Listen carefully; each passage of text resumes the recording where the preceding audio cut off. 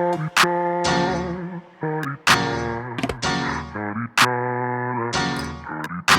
out the way, who got a watch, who got the time, I'm raising the clock. Even in my feelings, grind don't stop. Got big dreams, want big rocks. I got plans, you got talk. Heard it's real cheap, but it's really gon' cost.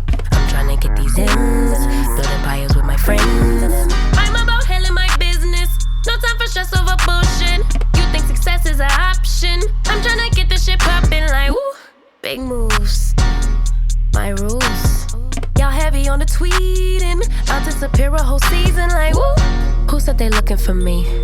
I'ma make. Hey DeMarie TV family, so today we're reviewing Love Marriage Huntsville Season 6 Episode 25, A Storm is Brewing. Everything I say in this video is alleged, it's in my opinion, and it is for entertainment purposes only. This episode should have been named something with regards to the Fletchers. I mean, let's just keep it 100. They did it this episode. So it picks up where it ended last episode, where the Fletchers are at their dinner table and they're having a conversation about issues that the parents, Chris and Nell, are having with their kids. And so Chris Jr. is discussing why he's upset with his family because they kept his dog because he got locked up and they had to post his bill and actually take the dog to the vet, and the bill was like $3,000. So he wants his dog back, but he ain't paid back the money that they paid him for getting him out of jail. And it just shows like modern day privilege, you know what I mean? So I think a lot of times when parents make more money, they want to give their kids more because you don't want them to grow up the way you grew up without. But I think at this point, we may be doing too much. Like this whole episode gives spoiled, rotten ass kids. You know what I mean? Like Chris needs to pay his parents. He does not work well for his brother. And I don't think he has any intentions on changing. He's a baby and he knows he's going to be provided for. So unless they hold firm, that's going to be what it is. I do think he should be speaking to his mother. You don't not speak to your mother over a dog. That's ridiculous. But we also have Alexis. And, you know, she has some serious issues with her father and the family. And she feels that she was treated differently, and she was treated differently. The fact of the matter is she didn't live in their household. So the dynamics between her and her dad and Nell are always going to be different than the kids that are in the household. It's different. Now, to say that Chris never took care of her whole life, I don't know the ins and outs of this, but what I do see is they're showing pictures where she's around at different stages of her life. So to say he had nothing to do with her whole life until she was 28, I'm not sure how accurate that is. If she's in pictures as a baby, if she's in pictures, you know, in her teens. So they're showing that she was around. Do I think she got the same time and effort put into her as the kids that lived in his household? No, because that's impossible. And that's the whole point of trying to keep families together. When parents divorce or when parents are not married and together living in the same household, that child is not going to have the same relationship as a child in which the children are in the home. It's just different. They get their parent every day. They get the protection of them, the love of them, the understanding of them. That parent gets to know them in and out, and they get to know that parent in and out. When you're not in your child's life every day, you don't learn them as much. You don't have that same type of relationship. It is impossible to have. So when you have families such as Mel and Martell, when they split, everyone was telling Martell, you don't want to do this because you are not going to be able to have the same relationship with your children, and there are going to be ramifications to this. And the Eminem kids are young right now, but as they grow up, you're going to see issues with them regarding their father and what he did to their family. It's going to be some issues. It really will be. And there may be issues as well with Melody, where they'll say, well, why did you make us go over there? And why didn't you just keep us away from them? Because you don't know what's happening when they're outside of your home. And they're going to hold both of them responsible for that, because it's not the same situation as it was when they were inside the household together. It's a crack in your foundation and you can't fill it and you can't put it back together. It's just broken. And you just kind of, grow up with the broken foundation. And unfortunately, it happens a lot in our society because people are selfish and they think of themselves and what they need. And a lot of times that need is physical, and they put that over the well-being of their family. And so She has a point. She is not equal to everyone else, and she probably was treated differently. But what I'm not understanding is, why is it all about a car? As parents grow, as they get older, as you get better in your profession, as you grow your finances, you're able to afford more things. Younger parents are not able, most of the time, are not able to afford expensive things for the oldest children.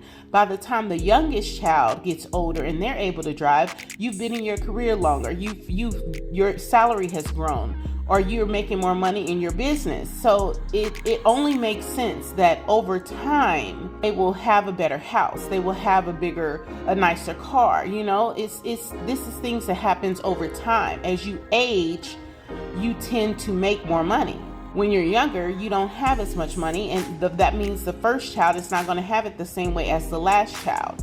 But just arguing with them about a car is kind of superficial to me. Another significant aspect to this is, how did Alexis grow up? Did she grow up in a middle class household? Did her parents have money? Did she grow up wealthy? Was, her family equal to the Fletchers? Did she grow up in poverty? Did they struggle a lot? All of that is going to make a huge difference on her perception of whether or not she was cared for, accepted, and taken care of. If she grew up struggling because her mother's household was not in the same economic class as the Fletchers, then that creates a whole nother dynamic, and that's what it feels like she's going through. She's solely focused on material things, and that usually is something that someone who struggled goes through.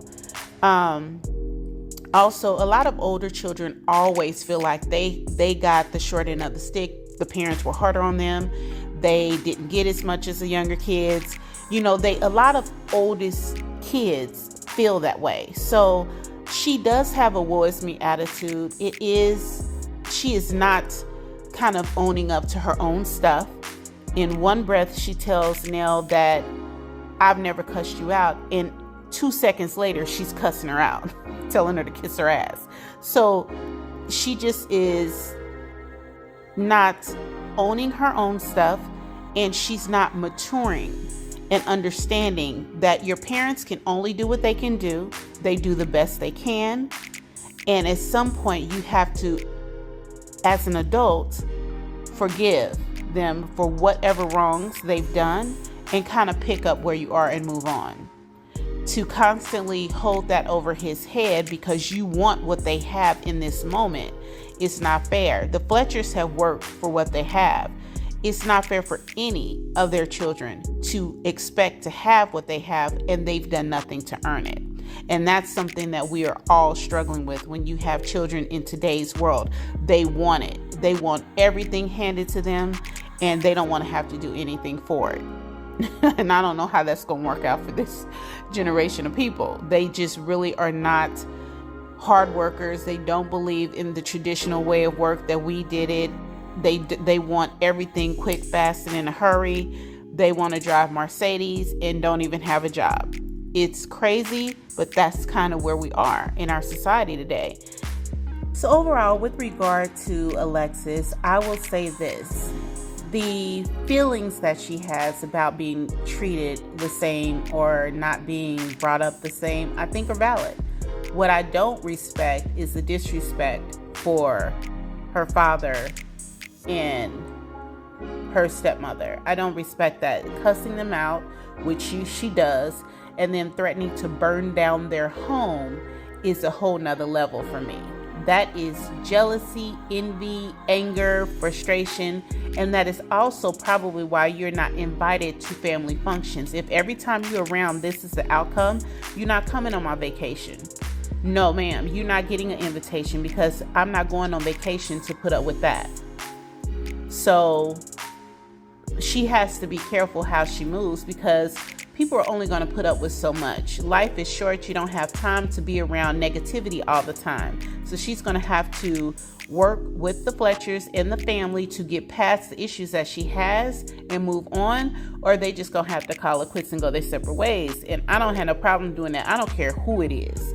I'm not going to have my home and my life upset by a person who refuses to forgive other people.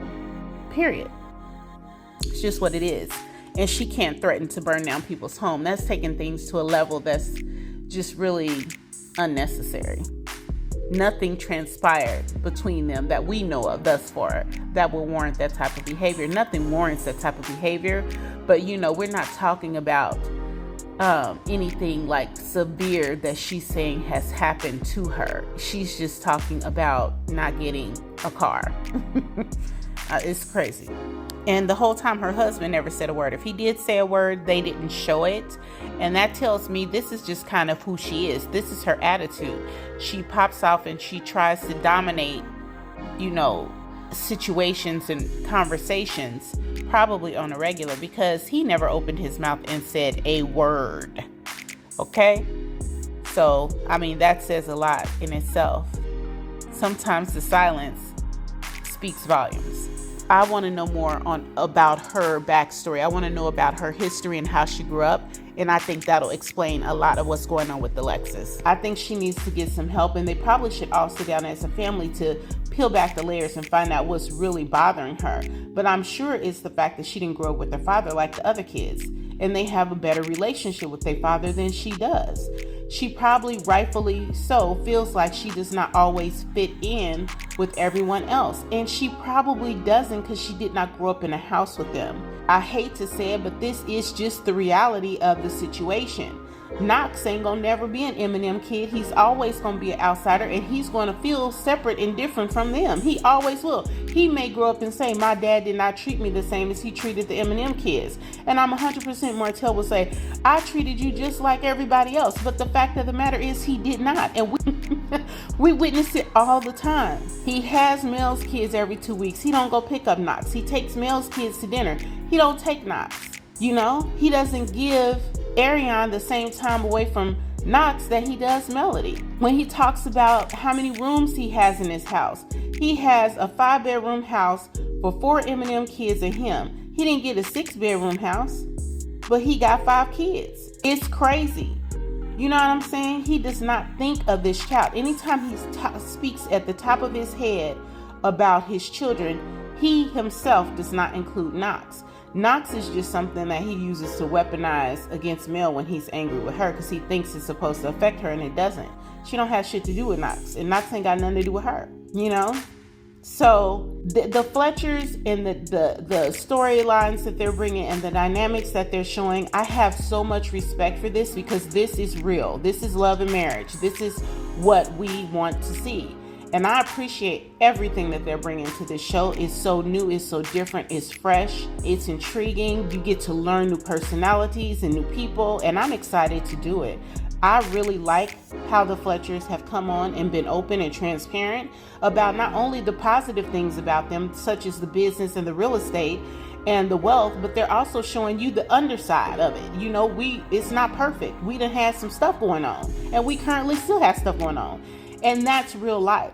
And that's what we've been wanting from the Scotts. And the Scotts don't come through like that. They never do. So it's interesting to see this, and I'm excited to see a lot more of them. Their scene versus the other scenes, it's a drastic difference. This scene is full of fire and energy and excitement. And then you go to Stormy and Courtney sitting at the same outside, drinking some wine, talking about the same bullshit they've been talking about. Stormy wants to pretend that someone else is responsible for everything that's going on with her business, and nobody else is responsible for that but Stormy and likely Courtney.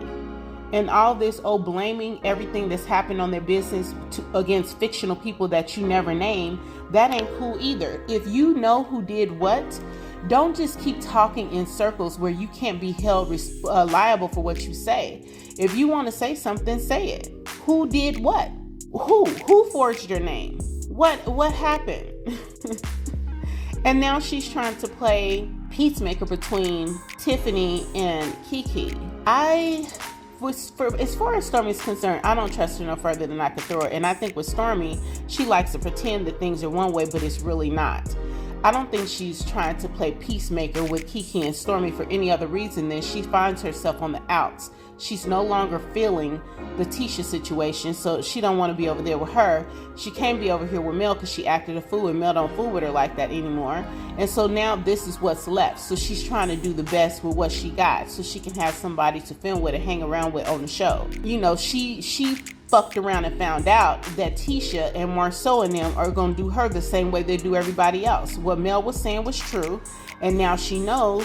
And so she finds herself now not able to hang out with Mel because she burned the bridge, and not able to be around Tisha because she see how they act now. She sees who they are, and she don't want to be around that either. So what do you have left? You have Tiffany and you have Kiki, and that's why she's creating this storyline that she's trying to help build their relationship. They don't have to have a relationship at all, period. For what? So I didn't feel too much about this scene. I thought it was boring, and it's just kind of, repetitive. Her and Courtney sitting around talking. They've talked in their bed. They've talked at the warehouse. Now they're talking at the home, and it's just her and Courtney. She really has no one other than Courtney to film with unless it's like a group situation. That's why she's pulling on Kiki and Tiffany. She ain't got nothing else going on. Now Stormi is talking to Courtney about how much Canvas has gotten better, and I don't know what reality she lives in or who she thinks she's fooling.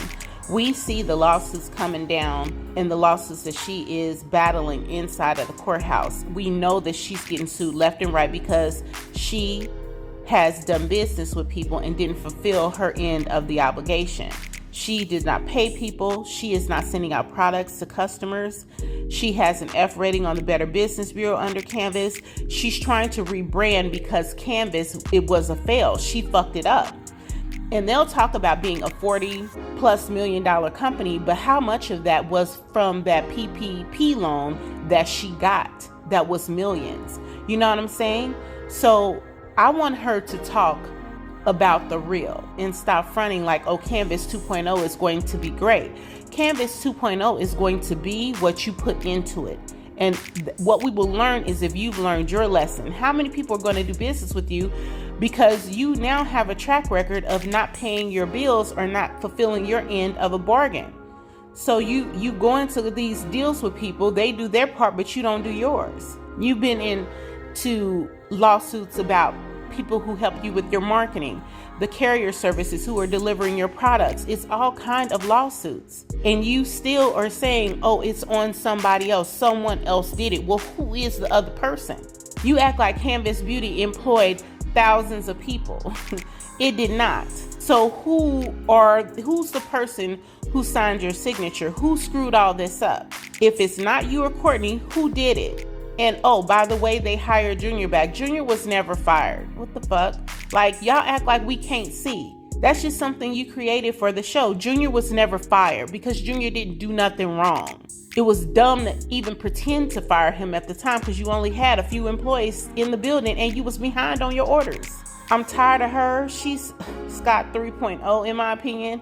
And this is all looking lame as hell when it comes to Love Marriage Huntsville, when you have the Fletchers on there showing you all the different dynamics of their family. She and Stormi made a post that said the Fletchers need their own show. I'm 100% sure she wants them to have their own show because she does not want to be outshined. And her and them Scotts know that as long as the Fletchers is on this show coming through the way they came through these last 2 weeks, they in trouble. It don't make no sense to keep them on the show when you got the Fletchers over here doing what they doing. Keep them on the show for what? Don't nobody need to look at that. It's boring and she's lying all the time. And people get tired of it. So anyway, we'll go to the next scene. So the next scene is Martell literally committing night flight on national television. Like, he's moving out at night. Like, most people who move out at night are moving out at night to avoid responsibilities that they agreed to in a lease agreement, okay? So either he's behind in rent, he's done something where he does not want to have to address the landlord, do a walkthrough with the landlord, speak to the landlord, none of that. He wants to avoid all of that and just get out and then call somebody and say, I'm out, and let the chips fall where they may. And that's exactly what he's doing. And that's what most people do when they move out at night. Martell is so full of crap, and he thinks everybody can't see what he's doing, and we can. It's crazy. But he's finally found a new place, and he's got out of the house that he was squatting in. And I'm sure at this point the people don't even care. They don't care whether he cleaned the house. They don't care if he owes back rent, because now they can sell the home, and any back rent he owes them, they can literally just take him to court and get a judgment for it and try to collect it from there. But Martell's probably not going to pay. We get to see Montez, so I don't know if this is before or after Montez went to jail for the drug charges, but I believe he was in jail and held without bond, or his bond was pretty high. I did this a while ago, and I covered him being picked up for drug possession, and so he has some legal issues. So it'd be interesting to see if we're going to see more of him or not. But he's talking to Martell. Martell's talking about he has to go get surgery done on these bags on his eyes. This man just lies. We know he got work done on his face, and we know he been getting work done on his face because he was looking messy and puffy when they was touring, when he did the appearance with Sheree. It looked like there was a time where it looked like him and Sheree both got their face done, and it was looking swollen and puffy, and he looked crazy. And so maybe this is that surgery that he was talking about. But at the end of the day, Martell has bags under his eyes because he's stressed and he's made some wrong decisions in life. And the funny thing is, he won't start making the right ones to get rid of the stress. You can get rid of bags real easy. Get some rest. And you can get rest when you don't stress yourself out and do shady shit to people. So go figure. So he calls Chris to tell Chris that he's out of the house finally, and Chris is ecstatic because this has been such a long road for Chris. I'm sure his relationship that he has with the homeowner took a hit because of this. You know, he needed Martell out of the house a long time ago, and his friendship with Martell essentially is what blocked this man from selling his house, the homeowner from selling his home. So it looks like Martell is out of the house. He's now in a new one. Let's see how long he is able to reside at this place. I'm not sure, you know. He's moved a lot in the last 3 years. So hopefully he'll hopefully he'll get settled in and kind of, stay in this place for a period of time, because it's unsettling for kids to always have to go to and from a new home. I'm so glad that Melody is very stable, and she is someone that they can depend on to be steady. Martell is all over the place, and that can cause children a lot of stress, but at least every other week when they're with their mother, they can get a steady, calm situation, because this right here is dysfunctional, and it's going to have an impact on the M&M kids because they're constantly having to go through these transitions when they're with their father. And I think the court should look at that. There is a stable home that the children can be in, and sometimes the rights of the father should not overrule what the best stable situation is for the kids. And I don't think they should be with him every other week. I think Melody should have full custody, because he's clearly incapable of taking care of the kids in the manner that they should be taken care of. No child should have to move to 6 different houses in 3 years. It's not right. They have a stable home, leave them there and let them just visit their dad on the weekend. So Chris is addressing Martell, talking to him about the conversation that he had with Nell. And I think Chris kind of, his approach is that Nell and Martell are friends, don't disrespect my wife, but he's not coming at him like Martell was really trying to go at Nell. I don't know why people never check Marceau or Martell. I feel like as a man, nobody should speak to your wife that way, especially at your own home. And it shouldn't be just so glossed over. And we'll see what the conversation is about later, or if they meet up and talk about it later. But I feel like Martell needs to be checked. He needs to stop arguing with women. Marceau needs to stop arguing with women, and they need to deal with men. That's what they need to deal with. And any opportunity that Martell has had to deal with the man, he didn't have that kind of smoke. He did not have that kind of smoke at all. And so Martell's doing what Martell does. Is at some point you would hope this man would get his shit together and figure it out, but I don't see that happening. I don't see that happening on the show, and I damn sure don't see it happening online, because he's still lollygagging around with that crazy ass side chick. So I don't see any progression with him, and I don't know how much longer we just have to sit and stomach the train wreck. He doesn't bring any value to the show. So That's my opinion. So the next scene is Mel and her friend Brittany, which is her best friend from college, and they're in her house packing 7th Avenue packages. Okay, first of all, I am loving the fact that we're starting to see Mel's people, you know, her friend base that is outside of like the Scotts. And so we got to see Lauren, we got to see Mama Van, Miss Van, and we're seeing Brittany, and I'm liking that. I want to see more of her people outside of the dynamics that she has with the core six. And I'm happy to see Brittany and hear kind of how they discuss the situations at hand. So Mel's upset because Brittany wasn't at her name change ceremony. Brittany's niece had her sweet 16, and so Brittany couldn't miss that. So, you know, it's a legitimate reason. The sweet 16 is pretty important. So is Mel's name change ceremony, but Brittany helped plan it and kind of put it together. And so she was hoping that in doing so, she was showing Mel how much she supported the name change ceremony. But Mel's still mad about it. But let me tell you something. When Mel is talking about Martell and calls this man Lil Buddy, I died. And then when the little face comes, I said, Lil Buddy, oh my God. He's never going to outlive this. It's always going to be Lil Buddy and Coleslaw. From now on, I refuse to call that man Martell. It is Little Buddy.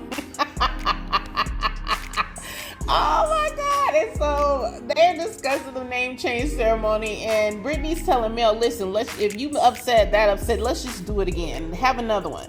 And Mel said instead of having the other name change ceremony, what she wanted to do was have Brittany help her find a new love interest. And Mel gonna say she thinks she got international vagina. I'm like, oh my God, let's go, Mel. Listen, let's go. She's like, honey, Huntsville is not where it's at. We need to take this here show on the road. So this is just, I love these kind of scenes. I love them. I love it because it's just really talking about what women go through when you go through divorces. Like you like, what's going on? What's next? And I know divorce can be heavy and it can be hard and it can be difficult, but there are some plus sides to it because you get to figure out who you are. You get to start experimenting and doing different things, and you have a free time to focus on you. You can get your body together, your mind together. I mean, listen, I've been through a divorce, and it was the best thing that ever happened to me. So sometimes it doesn't work out, but you are better off on the other side. And it's clear, very clear, that Mel is so much better off on the other side. And I look forward to kind of watching this process and this journey. I hope she finds love. I'm really hoping that she finds someone that works for her and she's happy with, and they're happy with her, and she can kind of bring that person into the Love and Marriage Huntsville dynamic so that it can kind of back off Martell. You know, he's been flaunting Coleslaw for a long time in her face. I can't wait till she has a man that she lives with in her household and to see how he likes that, how he deals with that. I can't wait for that to happen. I cannot wait. The next scene is with Nell and Chris Fletcher, and they're meeting at the daycare to kind of, Chris is dropping some stuff off, and Nell tells him that she wants to speak about him, and they're just kind of recapping what happened at the dinner and kind of where they are right now. And so Chris was saying that he does not understand why Alexis feels this way and why she feels like she was treated differently. And Nell is saying at this point she's just kind of tired of it. You know, I did notice that Alexis was like, I have never cussed you out, but in that same scene, she tells her to kiss her ass. So I don't think that she understands, or it's not registering with Alexis how she's speaking to the family because she's angry, and then they're interpreting. Nell 100% and rightfully so received that as, you cussed me out then. I tell you cussed me out. You said I ain't never cussed me out and then told me to kiss your ass. You're still cussing her out, and it's still very disrespectful. Nell made a statement in this conversation with Chris that, you know, she doesn't know if Alexis feels this way because she was told something, and one thing is one way but the other way. But then she says in the second breath, I've been in her life since she was 16 months. Now, as a woman, if I got a 16-month-old baby and I'm by myself and the man I just had a baby by is with somebody else, that's contentious. Point blank, period. I got a problem with that, and it's something going on here. It's not a happy-go-lucky situation, and I doubt that it would be that for anybody. How he ends up with Nell and he has a 16-month-old baby with somebody else, I don't know how that transpired, but they need to start there. Because what Alexis feels is likely based on the emotions and the feelings that she got from her mother and the response to her mother and her from her father. Nell is just the person that catches it because it's easier to blame Nell than it is to deal with the real issues.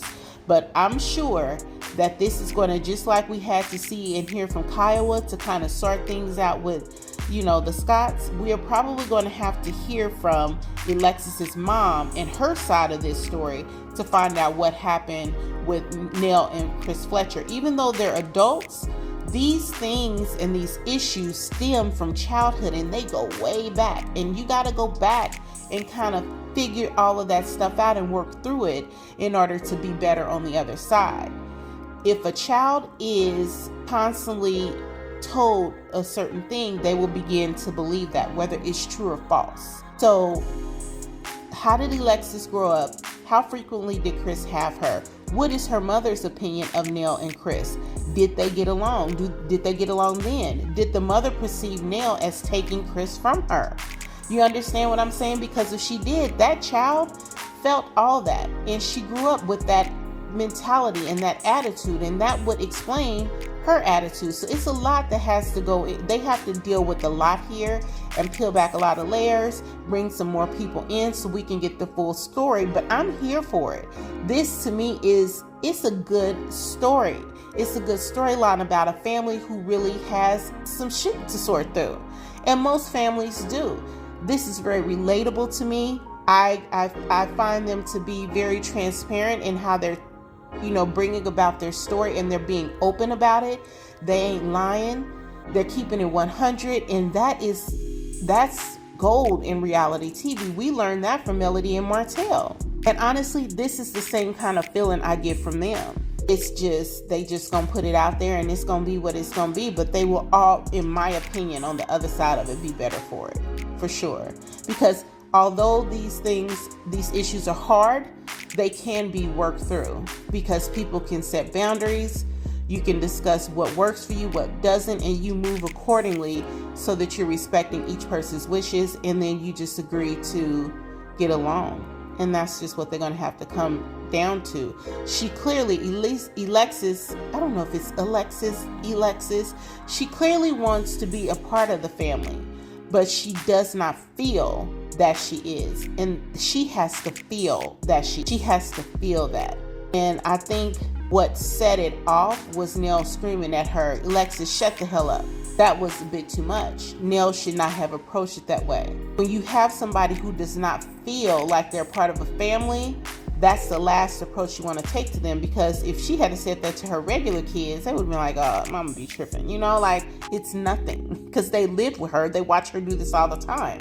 But to someone you have not seen in a long time, or you have not talked to in a long time, and you guys have been up and down, you might want to temper how you talk to them, because basically you're going to get what you give.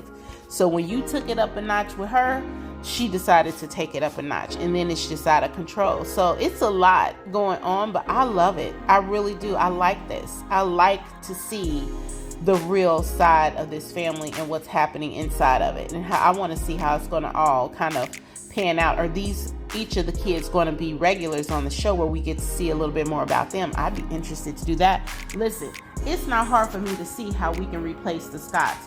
When you have this family on with all of their adult children, you have Melody coming on, you got Brittany coming in, you're showing Lauren, so that means when Mel's out of town and it's her and Lauren, the cameras can now go. Like, I'm feeling it. I am feeling this. This is what I want to see. So We'll see how it goes. And Chris Jr. still is not calling his mom. And Kiki made the statement that he's cooler, or that Nell's not as cool as Chris.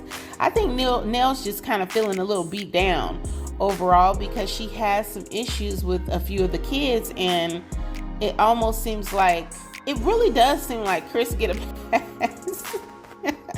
It seems like he get a pass, but anyway, we'll see how it goes. This stuff happens in families. I understand completely what it's like for kids to feel like for you to feel like the kids are favoring the father over you because you're always the one making the tough decisions or trying to help everyone and hold them responsible for the things that they do, myself included. So I get it. This is all very familiar to me. Now, the last scene is at Stormi's guest house, and Tiffany and Kiki are, I guess, coming over to meet and speak to try to hash out their issues. I think it's just a made-up scene, to be perfectly honest. I'm really tired of talking about Kiki and the methadone and the sweating. You know, like, okay, we've heard this 1,000 times.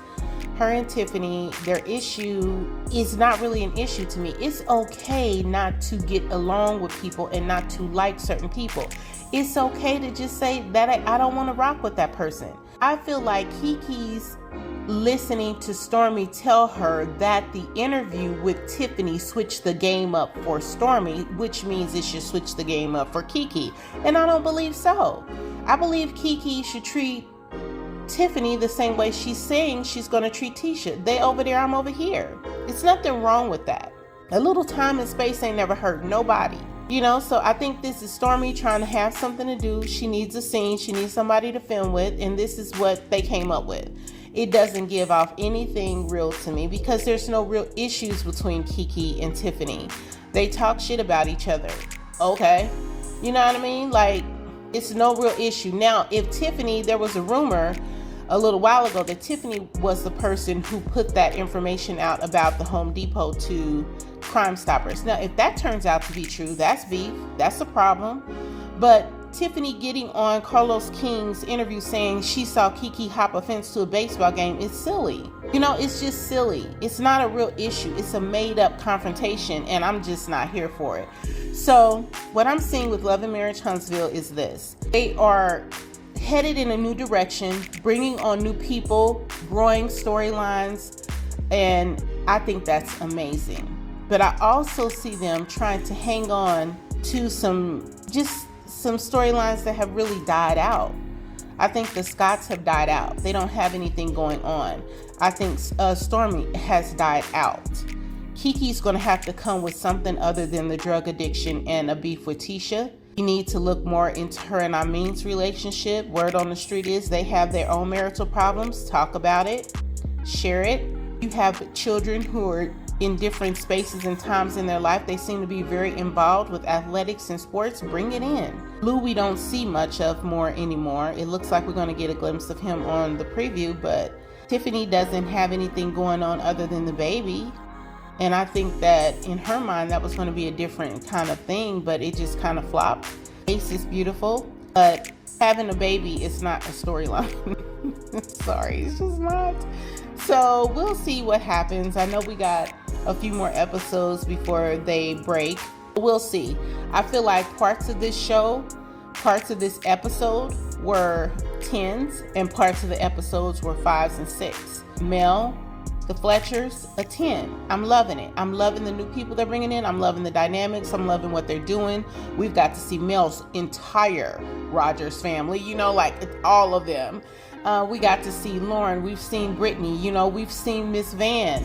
The Fletchers have introduced their kids. The Scotts and Stormi, Tiffany, Kiki, they got to come with something else. The drink slap is solidified Kiki for the season for me. I think she gets a pass no matter what. She did that, and that was epic for me. But other than that, if you have a combined score, we're looking at about a 7, 8 maybe. But it could be a 10 across the board if we had everyone doing what Mel and the Fletchers are doing. So that's my review of Love Marriage Huntsville for this episode, you guys. What did you think about it? Please like the video, subscribe to the channel, and let me know your thoughts. I'll talk to you guys soon. Get out the way. Who got a watch? Who got the time? I'm raising the clock. Even in my feelings, grind don't stop. Got big dreams.